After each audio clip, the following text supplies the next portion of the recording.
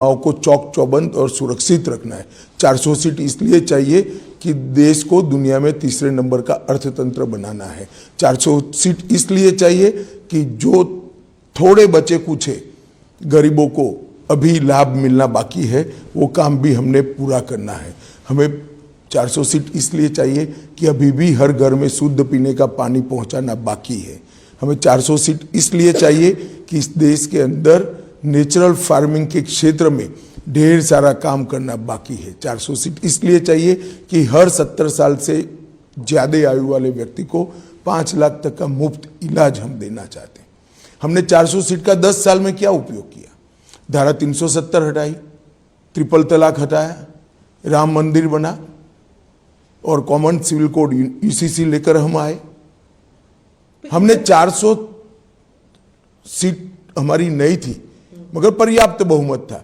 इसका उपयोग हमने संविधान सभा ने जो देश को वादे किए थे वो सारे वादे पूरे करने में किए। पर वो 272 से भी हो सकता था। 400 मतलब आपने जब 400 किया तो इट लुक लाइक कोई बड़ा कदम उठाना है। नहीं, 400 और 272 से कोई फर्क नहीं पड़ता। हाँ, एग्जैक्टली। बड़ा कदम उठाने के लिए 400 की जरूरत ही नहीं है, अभी हम उठा सकते हैं। मैं यही कहता हूं आपको, परंतु 400 सीट कोई भी व्यक्ति अपने काम का एक्सपांशन नहीं करेगा क्या? भारतीय जनता पार्टी अपना एक्सपांशन नहीं करेगी? देखिए, बहुमत का दुरुपयोग का इतिहास मेरी पार्टी का नहीं है।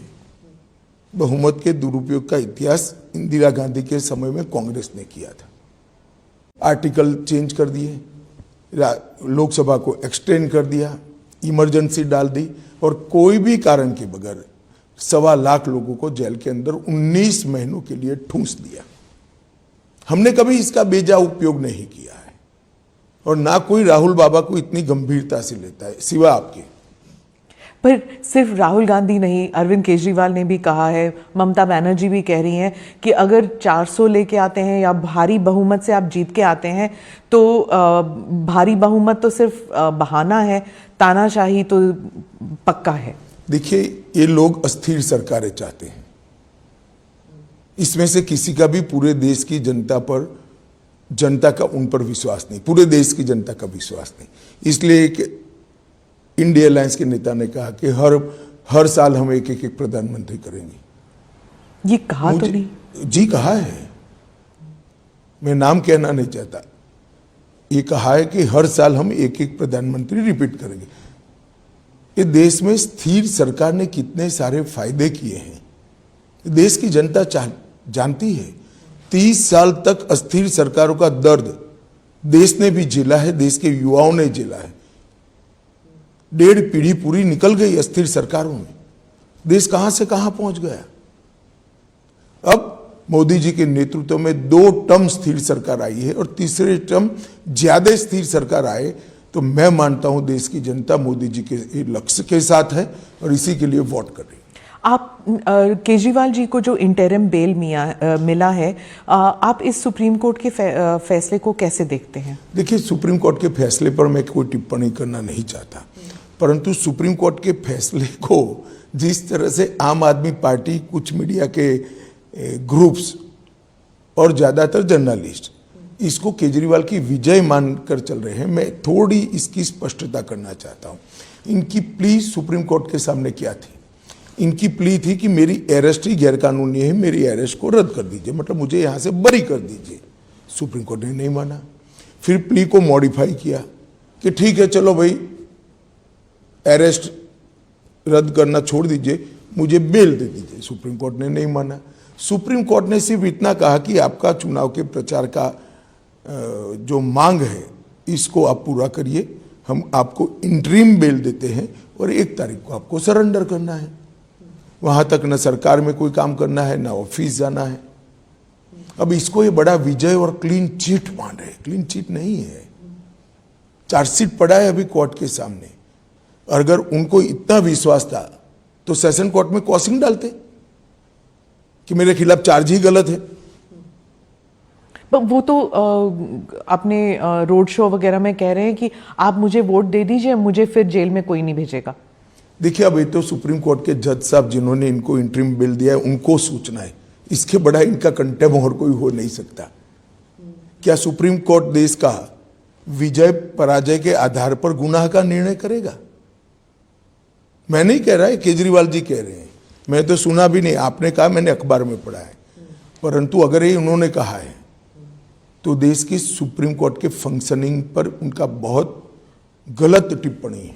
क्या उनके बाहर आने से और उनकी जो ये टीका टिप्पणी से इंडिया अलायंस को फायदा हुआ है आपके नजरिए से? देखिए, मैं ऐसा मानता हूं एक मतदाता के नाते कि जहां जहां वो जाएंगे शराब घोटाला याद आएगा। अब फायदा होगा या नुकसान आप तय कर लीजिए। पंजाब में हाँ, प्रचार में जहां जहां जाएंगे शराब घोटाला ही लोगों को दिखाई देगा। कई लोगों को तो बड़ी बोतल दिखाई पड़ेगी। मैं उड़ीसा की तरफ मुड़ती हूँ। प्रधानमंत्री ने नवीन बाबू के खिलाफ एक बहुत ही स्ट्रॉन्ग स्टेटमेंट किया था और नवीन बाबू ने भी फिर एक वीडियो बनाया। पहले कभी ऐसे होता नहीं था उड़ीसा में प्रधानमंत्री जी और नवीन बाबू के बारे में, मतलब कोई एक दूसरे के खिलाफ ऐसे पर्सनल स्टेटमेंट्स करें। नहीं, देखिए, किसी भी नेता का स्टेटमेंट जो होता है वो हालिया स्थिति को देखकर किया जाता है।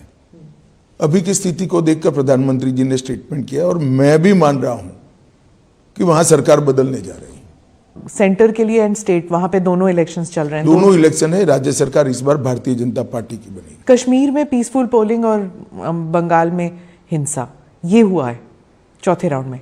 नहीं, जो लोग 370 पर सवाल उठाते हैं, मैं आज उनको कहना चाहता हूं कि 14% वोटिंग से 40 पार कर गया, इससे बड़ी कोई सफलता 370 की नहीं हो सकती। सारे एक्सट्रीमिस्ट ग्रुप के नेता आज जाकर पोल करें।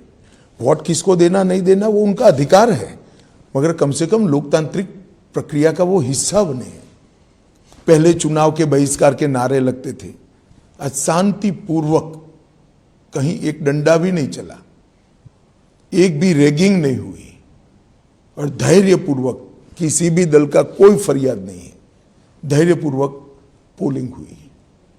ये बताता है कि बदलाव हुआ है। और मैं बताता हूं, पहली बार 40% से ज्यादा विस्थापित कश्मीरी पंडितों ने वोट डाले हैं। अब तक ये आंकड़ा 3% से ऊपर कभी नहीं गया। पहली बार 40% कश्मीरी पंडित और विस्थापित जो थे उन्होंने वोट डाले। ये बताता है कि एक आत्मविश्वास आया है जनता के अंदर कि नहीं, अब हम डेमोक्रेसी के साथ जा सकते हैं। जब आप परिवारवादी पार्टी के बारे में कह रहे थे, अब एनसी और पीडीपी जो है, इनके नेता तो आएंगे ही, जीत कर आएंगे। आपने कहा था कि कश्मीर में ये लोग नहीं आएंगे। मुझे लगता है परिवर्तन होगा। देखिए, ये पूरे इंडिया अलायंस का कैरेक्टर एक प्रकार से कहीं ना कहीं मिला जुला है, इसीलिए इनका एक जमघट बना है।